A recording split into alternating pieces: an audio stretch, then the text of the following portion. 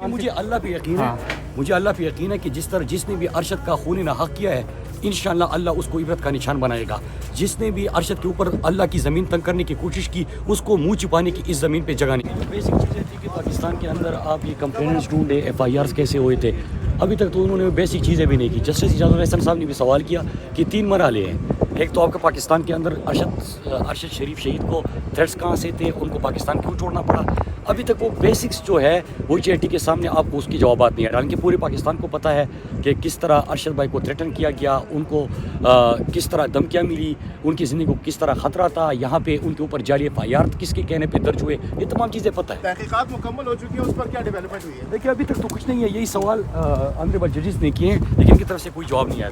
आपने कोई बात की है, रिमार्क्स वगैरह उस दौरान? मैं तो रिटर्न स्टेटमेंट जमा कर चुका हूँ JT के सामने, लेकिन अभी तक वो रिपोर्ट भी इनके सामने नहीं आई। वो रिपोर्ट सामने आएगी तो मेरा तफसीली बयान आपके सामने किस हद तक उम्मीद है, इसको प्रोसेस को स्लो किया जा रहा है। और दूसरा ये भी नज़र आ रहा है कि जो फर्स्ट फैक्ट फाइंडिंग रिपोर्ट थी जो FIA और इंटेलिजेंस ब्यूरो IB के 2 रिप्रेजेंटेटिव्स ने की थी, और वो इट वाज अ गाइडलाइन, एक गाइडलाइन प्रोसीडिंग थी जिसकी बुनियाद पर आगे बढ़ना था, लेकिन उसको नज़र ये आ रहा है कि गैर मौसर करने के लिए जो ऑलरेडी रिपोर्ट जमा हो गई है, ये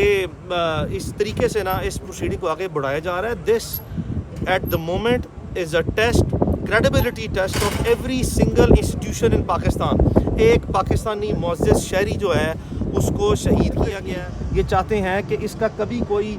वाज़े हल नज़र ना आए, और ये जो इस वक्त की पोजीशन है ये इसको मेंटेन करना चाहते हैं, जो कि बड़ी शदीद मायूस कुन है। मैं लास्ट एक दफ़ा फिर दोहराता चलूँ, this is a credibility test of every institution in Pakistan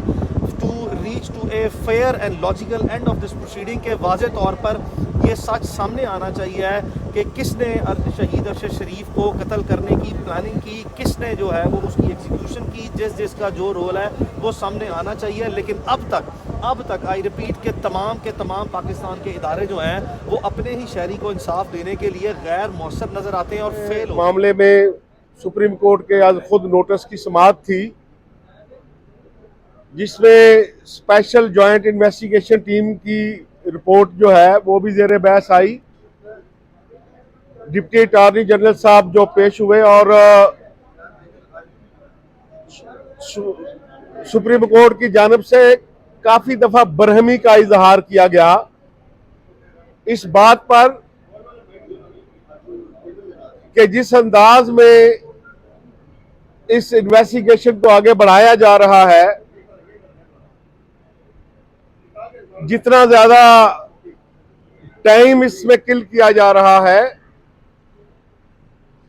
और खुसूसी तौर पर जो हाल ही में स्पेशल जॉइंट इन्वेस्टिगेशन टीम जब कीनिया से होकर आई है और वहां से कोई कंक्रीट चीज सामने नहीं आ सकी,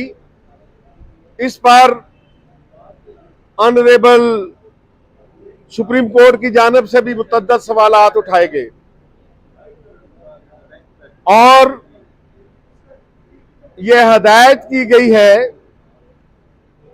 कि फॉरेन ऑफिस के जरिए कीनिया की हुकूमत को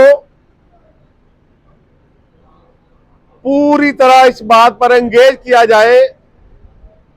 कि वो अरशद शरीफ शहीद के कातलों की गिरफ्तारी के हवाले से उस केस की तहकीकात को मंतकी इंजाम तक पहुंचाने के हवाले से तावन करे। अभी तक स्पेशल जॉइंट इन्वेस्टिगेशन टीम की जानिब से जो कहा गया कि वहां से हमें वो कोऑपरेशन नहीं मिल सका जिसकी हमें जरूरत थी, जिसके बाद सुप्रीम कोर्ट की जानिब से ये बात भी कही गई कि अगर फॉरेन ऑफिस के ये राब्ते जो हैं उनके बावजूद अगर अरशद शरीफ के कातलों की गिरफ्तारी के लिए जो उसके कत्ल में नामजद लोग हैं उनसे इन्वेस्टिगेशन के मामले में अगर कोई रुकावट डाली जाती है तो फिर अक़वाम मुत्तहिदा का फोरम भी इस्तेमाल करना चाहिए। फिर जो इंटरनेशनल मीडिया ऑर्गेनाइजेशन है उनका प्लेटफॉर्म भी इस्तेमाल करना चाहिए। और यह बात हमने इसीलिए पहले दिन हुकूमत से मुतालबा किया था Pakistan federal union of journalist की जानिब से कि ये अगर इन्वेस्टिगेशन टीम या फैक्ट फाइंडिंग मिशन बनाने के लिए उस वक्त हमने कहा था कि अक़वाम मुत्तहिदा को लेटर लिखा जाए ताकि कीनिया की हुकूमत इस बात पर मजबूर हो कि उसने उसके साथ तावन करना है। और आज अरशद शरीफ शहीद हुए, इतना अरसा गुजरने के बावजूद आज इस बात की जरूरत महसूस हो रही है कि जब तक यूनाइटेड नेशन की जानिब से कोई इस तरह का दबाव कीनिया की हुकूमत पर नहीं पड़ेगा, इंटरनेशनल मीडिया ऑर्गेनाइजेशन की जानिब से कोई इस तरह का दबाव कीनिया पर नहीं पड़ेगा, तो जो वफाकी हुकूमत की तरफ से कायम की गई स्पेशल जॉइंट इन्वेस्टिगेशन टीम है उसके साथ हमें कोई तावन होता नजर नहीं आता। इसलिए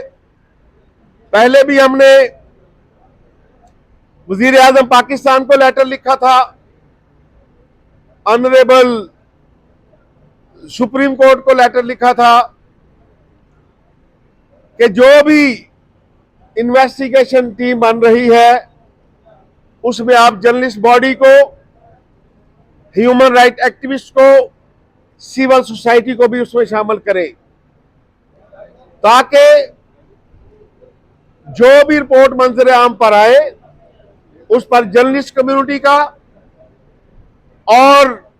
पाकिस्तान के 24 करोड़ अवाम का एतमाद हो सके। लेकिन अनफॉर्चुनेटली वफाकी हुकूमत ने उस वक्त भी हमारी इस दरख्वास्त को पजीराई नहीं बख्शी थी। और आज जो बात ऑनरेबल बेंच की तरफ से आई है उसके लिए Pakistan federal union of journalist की जानिब से आज ही दुनिया भर की तमाम मीडिया ऑर्गेनाइजेशन को यह लेटर लिखा जाएगा कि जिस तरह उन्होंने तुर्की में कत्ल होने वाले एक जर्नलिस्ट के मामले में पूरी दुनिया में आवाज उठाई गई थी, जिस तरह फलस्तीन में शहीद होने वाली एक अल जजीरा की रिपोर्टर के बारे में पूरी दुनिया में आवाज उठाई गई थी, इसी तरह अब आलमी बरादरी की, इसी तरह इंटरनेशनल जर्नलिस्ट कम्युनिटी की, यूनाइटेड नेशन की मदद की हमें भी जरूरत है। PFUJ को जरूरत है, पाकिस्तान के मीडिया वर्कर और जर्नलिस्टों को जरूरत है